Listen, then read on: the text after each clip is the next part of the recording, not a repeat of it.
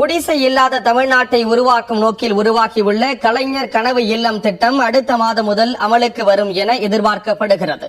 ஒரு வீட்டுக்கு 3 லட்சம் ரூபாய் வரை அரசு நிதியுதவி தரும் நிலையில் யார் யார் இந்த திட்டத்தின் மூலம் பயன்பெற முடியும், அதற்கான நிபந்தனைகள் என்னென்ன என்பதை விவரிக்கிறது இந்த சிறப்பு செய்தி தொகுப்பு. ஏழை மற்றும் நடுத்தர மக்களின் பெரும் கனவுகளில் ஒன்று சொந்தமான ஒரு கான்கிரீட் வீடு. குடிசை இல்லாத மாநிலம் என்பது அரசின் இலக்கு. இவை இரண்டையும் ஒரே நேரத்தில் பூர்த்தி செய்யும் நோக்கத்தில் தமிழ்நாடு அரசு கொண்டு வந்துள்ள திட்டம் கலைஞர் கனவு இல்லம் திட்டம். கடந்த பிப்ரவரி 19ஆம் தேதி தமிழ்நாடு சட்டப்பேரவையில் நிதியமைச்சர் தங்கம் தென்னரசு கலைஞரின் கனவு இல்லம் திட்டம் தொடர்பான அறிவிப்பை வெளியிட்டார். இந்த அறிவிப்பை தொடர்ந்து கடந்த மார்ச் மாதம் ஊரக வளர்ச்சித்துறை இதற்கான அரசாணையை வெளியிட்டது.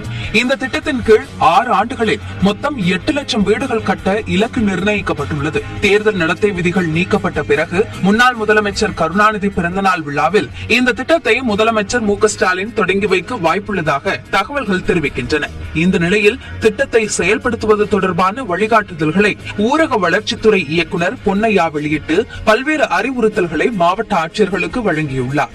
அதன்படி கலைஞரின் கனவு இல்லம் திட்டத்தின் கீழ் இந்த 2024-25ஆம் நிதியாண்டில் ஒரு வீட்டிற்கு 3,10,000 ரூபாய் என்ற வீதம் 1 லட்சம் வீடுகள் கட்ட 3,100 கோடி ரூபாய் நிதி ஒதுக்கப்பட்டுள்ளது. சொந்தமாக பட்டா வைத்திருப்பவர்களுக்கு மட்டுமே இந்த திட்டம் பொருந்தும். புறம்போக்கு இடத்தில் வீடு உள்ளவர்களுக்கு பொருந்தாது. குடிசையின் ஒரு பகுதி கான்கிரீட் அல்லது ஓடு அல்லது ஆஸ்பெஸ்டாஸ் கூரைகள் இருந்தால் அந்த வீடு தகுதிக்குட்படாது. பயனாளிகளுக்கு குறைந்தபட்சம் 360 சதுர அடி இடம் இருக்க வேண்டும். அதில் 300 சதுர அடியில் கான்கிரீட் கட்டடம் கட்ட வேண்டும். இந்த வீட்டின் சுவர் மண் சுவர் மற்றும் மண் சாந்து மூலமாக கட்டக்கூடாது.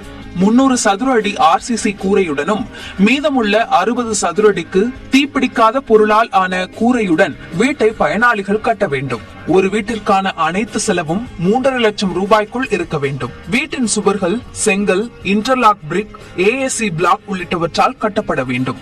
வீடு கட்டுமான பொருட்களுக்கான சிமெண்ட் மற்றும் கம்பி வழங்கப்படும். பயனாளிகளுக்கு தொகை வங்கி கணக்கு மூலமாக வழங்கப்படும். குடிசையில் வாழ்பவர்கள் கலைஞரின் வீட்டு வசதி திட்டத்தின் மறு சர்வே பட்டியலில் உள்ளவர்கள் இந்த திட்டத்தின் பயனாளிகள் ஆவர். பயனாளிகள் குறைவாக இருந்தால் புதிய குடிசைகள் சர்வே மற்றும் அனைவருக்கும் வீடு சர்வே பட்டியலில் உள்ள பயனாளிகளுக்கு வாய்ப்பு வழங்கப்படும். இந்த திட்டத்திற்கான தகுதியான பயனாளிகளை கிராம ஊராட்சி தலைவர், கிராம ஊராட்சி உதவி பொறியாளர் அல்லது வட்டார பொறியாளர் உள்ளிட்டோர் அடங்கிய குழு தேர்வு செய்ய வேண்டும். பிரதமரின் வீடு கட்டும் திட்டத்தில் 25 முதல் 50 வீடுகள் நிலுவையில் இருந்தால் அந்த ஊராட்சி இந்த ஆண்டிற்கான கலைஞரின் கனவு இல்ல திட்ட ஒதுக்கீட்டில் சேர்க்கப்படாது.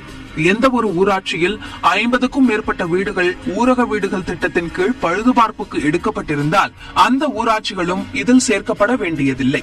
வீடுகள் ஒதுக்கீடு தொடர்பான விவரங்களை வட்டம் மற்றும் கிராம அடிப்படையில் தயாரித்து ஊரக வளர்ச்சி இயக்குநரகத்திற்கு சமர்ப்பிக்கவும் மாவட்ட ஆட்சியர்களுக்கு அறிவுறுத்தப்பட்டுள்ளது.